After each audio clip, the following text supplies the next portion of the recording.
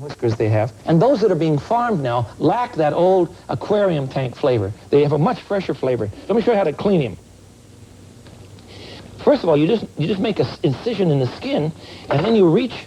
You see, the skin is more like leather, and you grab it with a pair of pliers. Come here, you. And then you just pull on it, and it will come. If you pull in the right spot, it will come right off. There he goes. Come on, hang on here. You see the skin? Well, if you're really good at this, you can get it to come off in one piece. Guess who's not going to bother with this one? You see, it just comes right off. It just comes. All right, so buy yours already skinned. Much easier to buy from the fishmonger, already cleaned up. And that's how I buy mine. But I did want you to see one whole catfish. Now, what I'm going to do for you today is, first of all, make a spice blend for cooking catfish, and then we'll get started on our catfish fry. Let me check the deep fat. Yes, I've got my temperature going. Whoops, that's going to be too hot. There we are. It's very important that when you fry, you know I don't fry a lot of deep stuff. You know, I don't even believe in deep-fried food, but it seems to me if we're going to talk about Americana, a deep-fried catfish is a very American dish. And of course, we're serving it with hush puppies. Now, first of all, the seasonings that we want to prepare are very, very easy. This is a dish, a blend of seasonings that is very close to what they use at bookbinders in Philadelphia. Not exactly the same, but close. 1½ tablespoons of celery seed. I'm going to make my own celery salt. And I'm just going to put that right in the old food blender. This is a small size, so it'll work well. And I want 1½ tablespoons of salt. And then I want to add to that a couple teaspoons, hope you're getting all of this, 2 teaspoons of cayenne pepper. Yes, this is going to be hot stuff, literally. 2 teaspoons of cayenne pepper. And to that we will add a 1/2 tablespoon, here it is, of English mustard. I like Coleman's. You can use anything you want. 1/2 tablespoon of dry English mustard. Coleman's for me is just the very best. Then I want 1/2 tablespoon of thyme, my favorite. Where is the old thyme? Here he is. You can't do Southern cooking without thyme. Okay, 1/2 tablespoon of thyme. There we are. 1½ tablespoons of paprika. This will all be in a book for you sooner or later, so don't become upset if you don't get it right now. 1 teaspoon of black pepper, and I'm grinding mine from scratch, of course, in preparation for catfish fry. And 1/2 teaspoon of ginger, and this is dry ginger, you see. 1/2 teaspoon of ginger, a couple of bay leaves, and then the thing that I do not do is to add a teaspoon or so of MSG. I don't really think you need that in your food. I'm convinced we're eating too many chemicals already, so a couple of bay leaves. These are awfully little, so I'm putting in such a Then we'll just grind that all up and be ready to start frying the catfish. I'll just let that go for a second here while I clean up my mess. Oh, that's enough. All right, we have a marvelous blend now for our catfish, and this is what we do. It's very simple to prepare catfish. First of all, you want, let's see here, we want 1/2 cup of flour into a dredging dish, 1/2 cup, and then 1½ cups of cornmeal. That makes a good blend for our mixture. 1½ cups of cornmeal, and then we're going to put in some, there we go. Then we're going to put in some of our spice, our seasoned fish mixture. Oh, this is good stuff. There we are. I'll just throw in a bit. What am I putting in? I'm putting in a 1/2 tablespoon. I'm guessing at that, but we're close. We'll mix that up, and we're ready now to go to the fat pot. Let me check the temperature here. And we're fine, all right? We're ready now to go to the fat pot with our fish. So let's get the fish, and into the kettle we go. My basic love of dogs and my experience breeding dogs makes me enjoy my career as a veterinarian even more. David Qualls, top breeder of champion Siberian Huskies and doctor of veterinary medicine. We give our dogs pedigree as a source of meat in their diet. When you open a can of Choice Cuts, there's big meaty chunks and a rich brown gravy. You can really smell the meatiness. Pedigree contains no soy. Pedigree is a very digestible and very nutritious dog food. For my money, Pedigree is the best dog food you can buy. Pedigree, developed with vets, recommended by top breeders. Shaping that's natural, not support that's soft, not a look that's flattering, not today's Cross Your Heart bras from Playtex. With the crisscross design that supports for a natural shape that's fabulous, not the Cross Your Heart bra. It's everything your life is and nothing is not.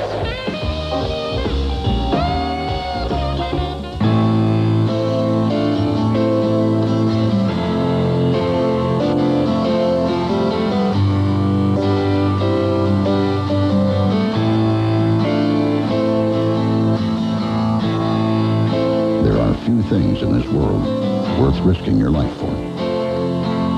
In Alaska, seafood comes awfully close. Alaska Seafood. Far and away, the world's finest.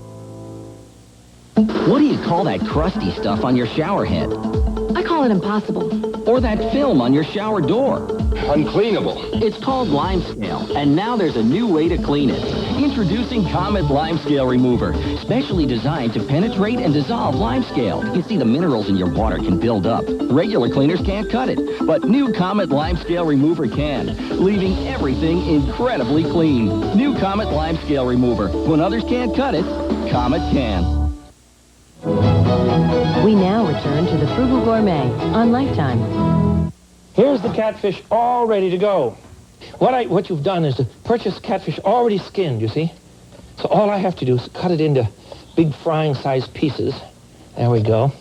That piece will work. I don't want this gill part. I'll just put that back and we'll continue with another piece here. There we go. Put a nice, good sized pieces so we can have a nice platter of catfish and hush puppies. All right, we will dredge the fish in a bit of milk and then immediately into the cornmeal, flour, and seasoned spice mixture. Mix that all up and we'll throw them in the hot fat. I'm going to put in about 5 pieces here to start with. I'll make one good platter for you. Oh, Mrs. Rainey is such a sweetheart. Haven't seen her for years. She's still in Covington, Georgia. Her son is a highly respected clergyman and counselor, all that sort of thing. We're all in school together. And she made a peach cobbler. Oh, we're talking Georgia. All right, into the kettle it goes. Now, my fat is at 375. And, of course, I'm using peanut oil. You didn't have to hear that again, did you? Because you know that I don't want you deep frying with oils that are not going to take the heat. You have to be careful with that. Oh, I think I have them all in there. Isn't that great? One hush puppy recipe coming up. Hush puppies were called hush puppies because in the old days, they tell me that this is the case. I don't know. In the old days, a fellow would be cooking his dinner. Generally, it would be a slave, you see, making food like this. And the frying pan would be hot with oil. And the dogs, who were also hungry, would be running around the fire, waiting for food to come about. And the owner of the house would say, "Hush, puppy." And you believe that? Well, that's what they told me.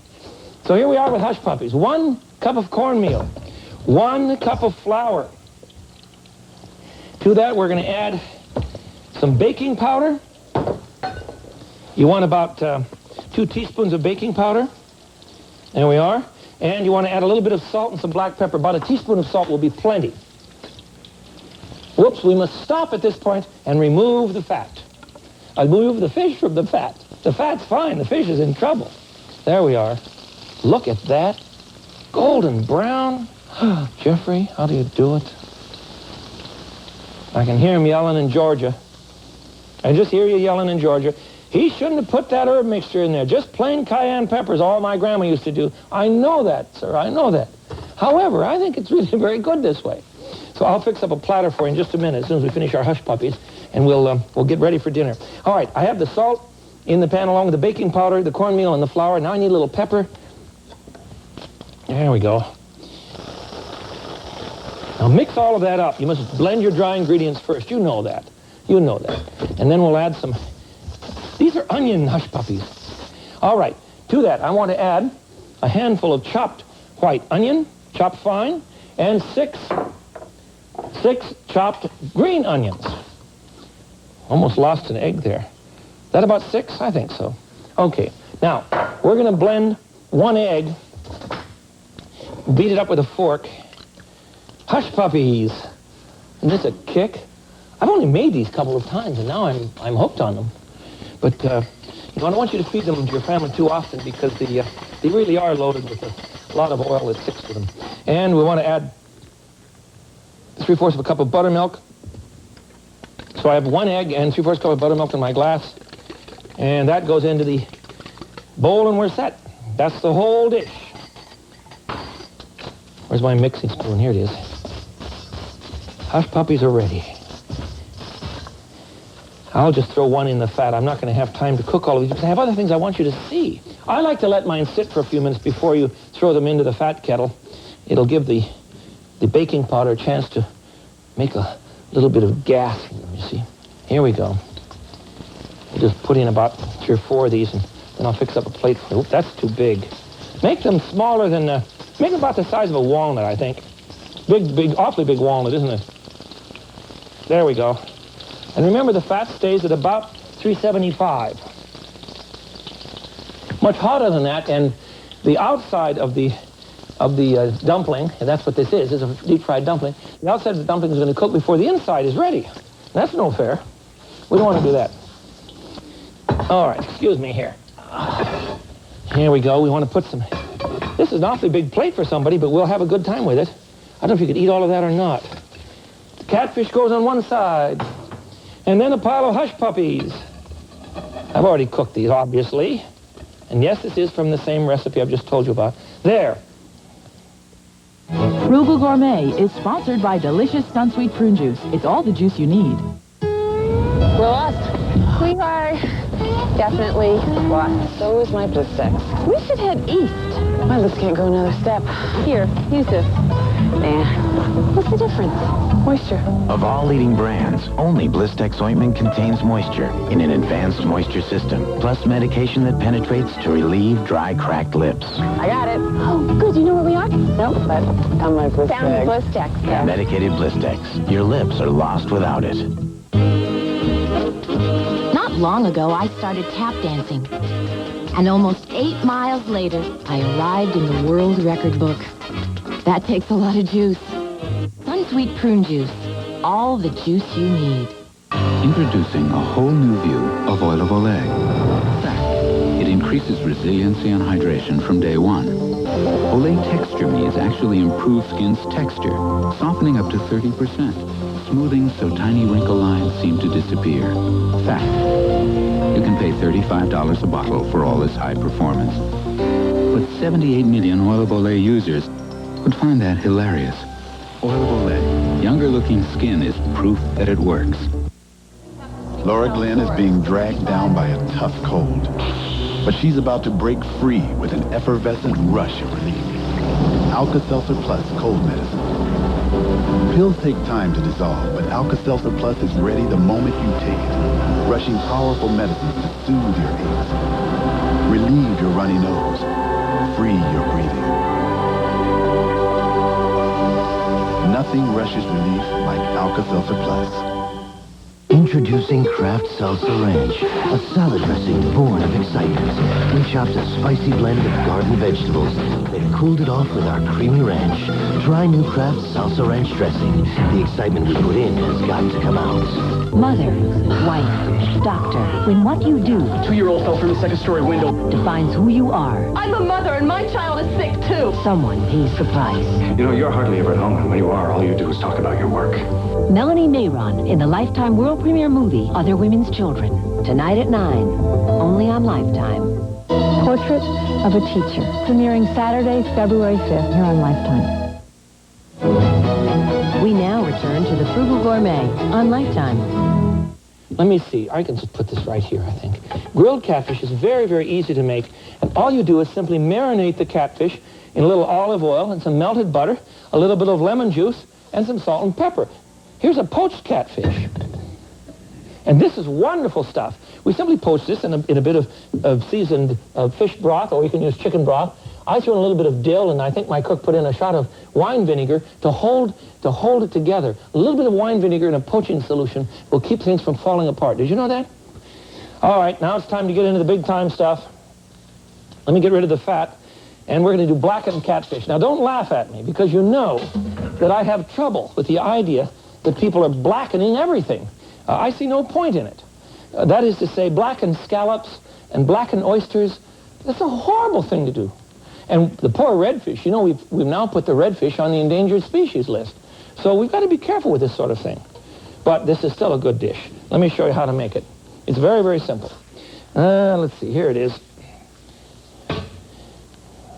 I think that when Mr. Paul Prudhomme thought this one up, that he was simply amazed that it became so incredibly popular, and everyone got in on the act. Some guy in Seattle tried to sell blackened blackened salmon the other day.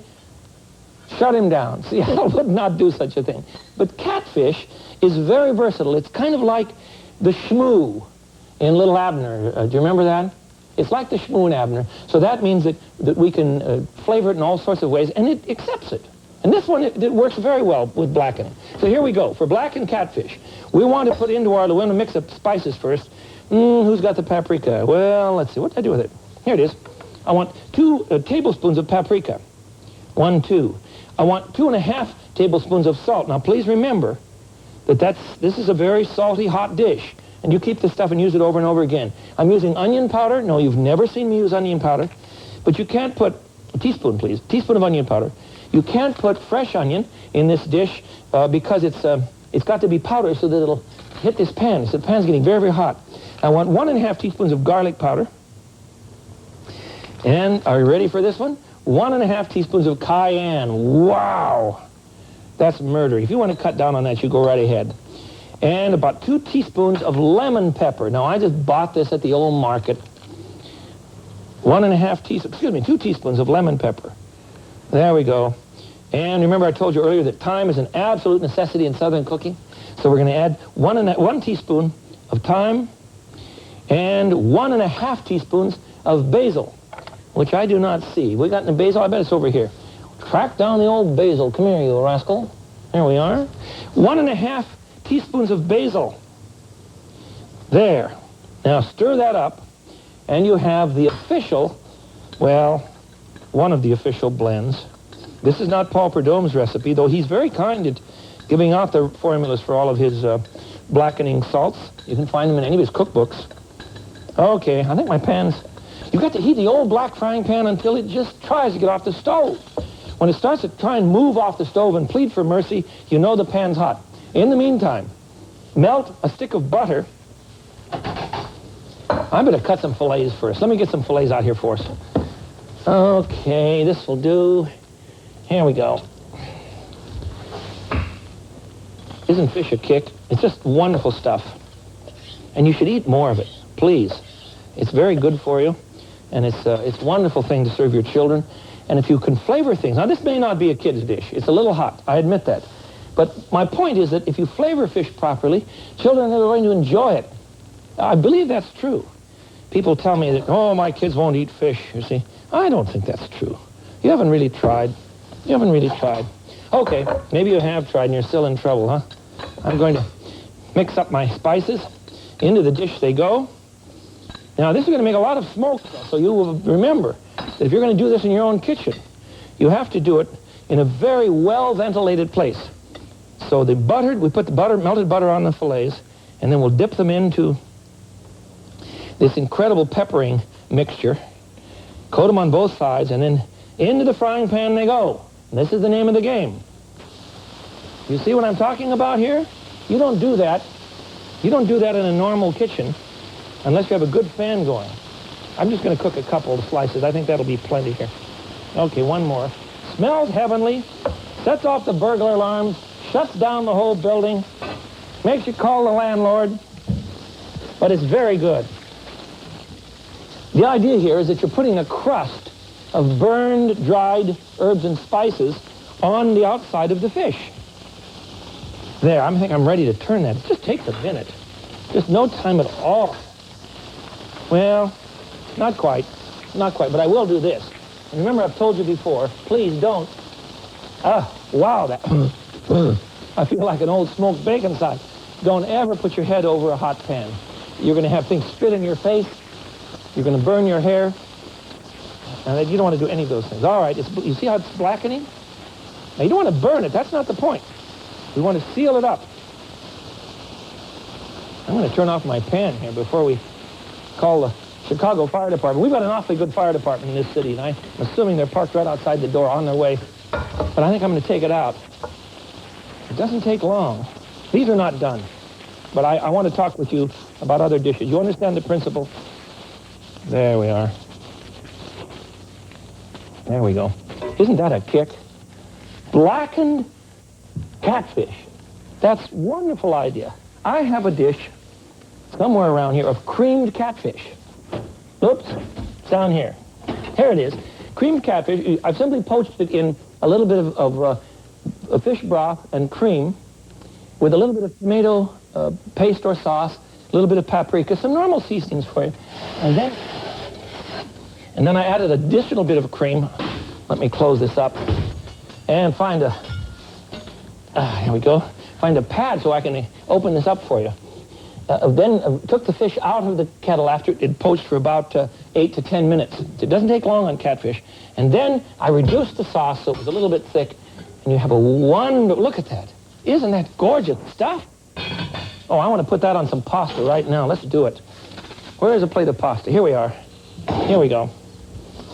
If we were to, where's my ladle? Go. If you were to continue there we are, continue to thicken the sauce. It's very easy, you see. You simply just, there. Oh, come on. Oh, there we are. You simply just continue to reduce the sauce, and reduce means to cook down the juices. I'm going to serve this over pasta, if it will cooperate, but I certainly need some more sauce. Doesn't that look good? Oh, it's a terrific dish. And you can season this one, you see, in any way that you like. For members of your family who like a little bit hot, you put in more cayenne pepper or some Tabasco, you see. And if you like a little bit mild, why, just forget about that. You'll be all right. Now, let's see. We'll put that one over here. Now, I think I have enough time to show you a couple more.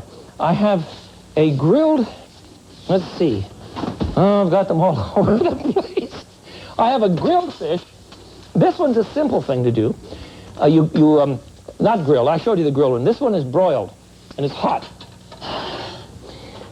I've melted butter in the bottom of a pan, and you're going to say, butter? Smith, you're supposed to be helping me cut down on fat.